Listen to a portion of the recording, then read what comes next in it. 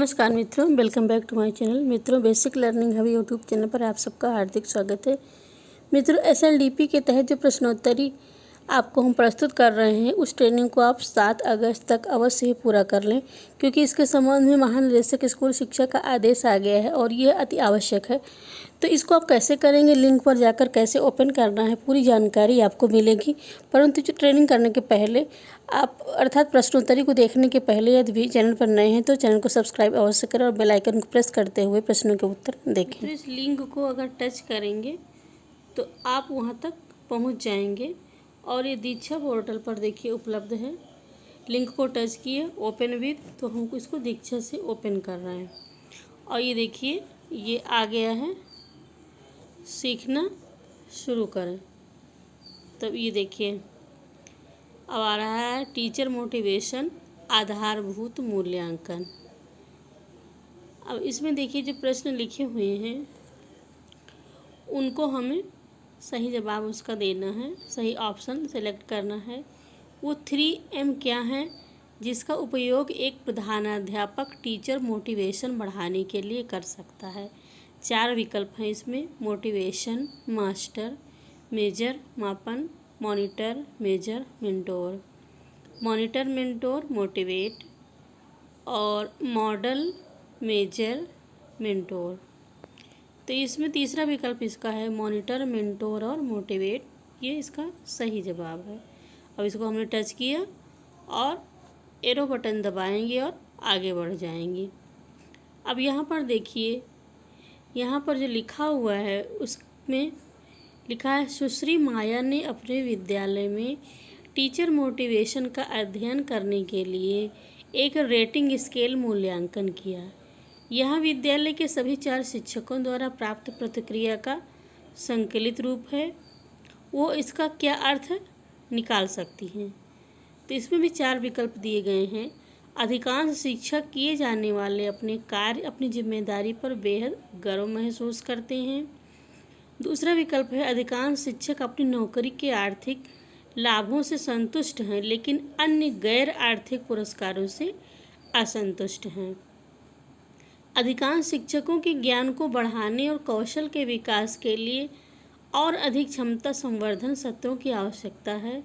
चौथा विकल्प है इनमें से कोई नहीं।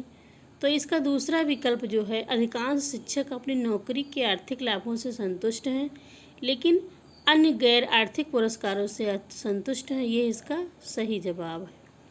अब सही जवाब देने के बाद हम एरो बटन दबाएंगे और आगे बढ़ जाएंगे।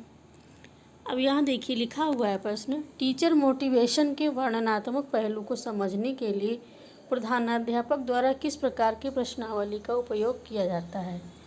तो इसमें इसके 4 विकल्प दिए गए हैं और पहला विकल्प है रेटिंग स्केल प्रश्न, दूसरा विकल्प है क्लोज एंडेड प्रश्न और तीसरा विकल्प है ओपन एंडेड प्रश्न। चौथा विकल्प है इसका इनमें से कोई नहीं। तो इसका सही जवाब जो है वो है ओपन एंडेड प्रश्न। इसको हम टच करेंगे तो इसके बाद एरो बटन दबा के आगे बढ़ जाएंगे। अब देखिए अगला प्रश्न है, श्री मनोज केपी प्राथमिक विद्यालय के प्रधानाध्यापक हैं। उन्होंने टीचर मोटिवेशन का मूल्यांकन किया और जाना कि उनके विद्यालय के अधिकांश शिक्षक प्रशिक्षण और अन्य अतिरिक्त कर्तव्यों के कारण शारीरिक और मानसिक रूप से थक गए हैं। निम्नलिखित में से कौन सी रणनीति विद्यालय के शिक्षक के मनोबल में सुधार कर सकती है। अब इसमें देखिए 4 विकल्प दिए गए हैं। पहला विकल्प है तनाव के समय को पहचानें और उसके अनुसार कार्य करें। दूसरा है कक्षा आकलन, तीसरा है लर्निंग सर्किल, चौथा है सुझाव पेटी। तो इसका पहला जवाब जो है, पहला विकल्प है तनाव के समय को पहचानें और उसके अनुसार कार्य करें, इसका सही जवाब है। इसको हमने टच किया, देखिए यहाँ ब्लू लाइन आ गई और इसके बाद एरो बटन दबाएंगे और आगे अगले प्रश्न की ओर जाएंगे। अब देखिए इसमें है सही मिलान करने के लिए है। तो इसमें मिलान करने के लिए जो दिया गया है, तो इसमें देखिए इसको स्क्रॉल करना है। पहला है विद्यालय की संस्कृति, फिर है सम्मान, फिर है पुरस्कार। तो सम्मान छात्रों की ओर से धन्यवाद कार्ड, ये सम्मान हो गया। और अब इसमें हो गया, देखिए चेक इन संवाद लिखा हुआ है। और फिर इसके बाद लिखा है टीचर ऑफ द मंथ। तो इसमें जो है विद्यालय की संस्कृति को चेक इन संवाद के साथ जोड़ा जाएगा। ये चेक इन संवाद को यहाँ लेके आते हैं ये। अब देखिए इसका सही मिलान भी हो गया। अब फिर हम एरो बटन को दबाएंगे और आगे बढ़ जाएंगे। अब देखिए एक प्रश्न आता है, वीडियो में हमारे प्रधानाध्यापक द्वारा साझा किए गए पद्धतियों में से शिक्षकों को प्रेरित करने का सबसे अच्छा तरीका कौन सा है? सभी शिक्षकों के साथ लगातार संवाद, जिन शिक्षकों में प्रेरणा की कमी है उनके साथ सीमित संवाद, शिक्षकों के साथ 3 महीने में एक बार की सीमितता, शिक्षकों के द्वारा संपर्क किए जाने की जो है इसमें किए जाने पर ही संवाद करना। तो इसमें है सभी शिक्षकों के साथ लगातार संवाद। इसको टच किया, एरो बटन दबाया, अगले प्रश्न की ओर बढ़ गए। अब इसमें लिखा है इनमें से कौन आंतरिक प्रेरक नहीं है? 4 विकल्प हैं, आदर मान सम्मान, फिर है मनोरंजन, फिर है पहचान और सम्मान, फिर है सुरक्षा। तो इसका जो तीसरा विकल्प है पहचान और सम्मान, ये आंतरिक प्रेरक नहीं है। इसको मैंने टच किया, यहाँ देखिए ब्लू बेल्ट बन गई। और इसके बाद एरो बटन टच किया, फिर हम अगले प्रश्न की ओर आ गए। अब देखिए अगला प्रश्न है, श्री श्याम पिछले 1 वर्ष से प्रधानाध्यापक हैं। उन्होंने एक प्रधानाध्यापक के रूप में अच्छा काम किया, लेकिन हाल के दिनों में वह अपना सर्वश्रेष्ठ नहीं दे पाए। उनके साथ चर्चा करने के पश्चात प्रधानाध्यापक ने यह महसूस किया कि उन्होंने जो कार्य किया है उसके बदले उन्हें उचित सराहना नहीं मिली। आपको क्या लगता है कि इस स्थिति में किस प्रकार का प्रेरक उनकी मदद करेगा? तो इसमें देखिए 2 विकल्प हैं, आंतरिक प्रेरक और बाह्य प्रेरक। तो इसका जो है सही जवाब बाह्य प्रेरक। फिर हमने बाह्य प्रेरक को टच किया, यहाँ ब्लू बेल्ट बन गई, फिर एरो बटन दबाया और आगे बढ़ गए। अब यहाँ लिखा हुआ है किन संकेतकों के आधार पर कोई व्यक्ति आंतरिक प्रेरणा का आकलन कर सकता है?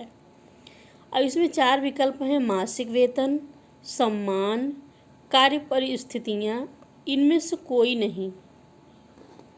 तो 4 विकल्पों में जो हैं वो सम्मान इसका सही जवाब है। हमने इसको टच किया, ब्लू बेल्ट बन गई, फिर एरो बटन टच किया, आगे बढ़ गए। अब इसके बाद देखिए अगला प्रश्न आता है, श्रीमती अनु तिवारी अलीगंज प्राथमिक विद्यालय की प्रधानाध्यापिका हैं। उन्होंने हाल ही में अपने विद्यालय में सर्वोत्तम अभ्यासों कार्यों की तस्वीरें लगाने तथा शानदार कार्य करने वाले शिक्षकों के लिए प्रशंसात्मक टिप्पणी लिखने हेतु वॉल ऑफ फेम की स्थापना की। यह अभ्यास मदद करता है। 4 विकल्प हैं इसमें देखिए, सहकारिता के सुधार में, शिक्षक का सामर्थ्य एवं कमजोरी समझने में, विकास प्रयास और उपलब्धियों की सराहना करने में, निर्णय निर्धारण प्रक्रिया में शिक्षकों को शामिल करने में। तो इसमें जो सही विकल्प है उसका है विकास प्रयास और उपलब्धियों की सराहना करने में, इसका सही जवाब है। हमने इसको टच किया, यहाँ ब्लू बेल्ट आ गई। अब इसके बाद एरो बटन को टच करेंगे और हम अगले प्रश्न की ओर आ गए। ये देखिए हमारे 10 में 10 मार्क्स हैं और इसको सबमिट कर सकते हैं। तो सबमिट बटन टच करेंगे और इसी प्रकार आप यदि इसको करेंगे तो आपको भी 10 में आउट ऑफ 10 प्राप्त होंगे। तो इस प्रकार आपको ये वीडियो अगर उपयोगी लगे तो ज़रूर देखें और अपने शिक्षक भाइयों और बहनों के ग्रुप में अवश्य ही शेयर करें। और इसी प्रकार के प्रशिक्षण की प्रश्नोत्तरी हम आपको उपलब्ध कराते रहेंगे। फिर देखिए हमने इसको सबमिट कर दिया और इसको आप रीडू भी कर सकते हैं, अगर दोबारा करना चाहें तो दोबारा भी कर सकते हैं।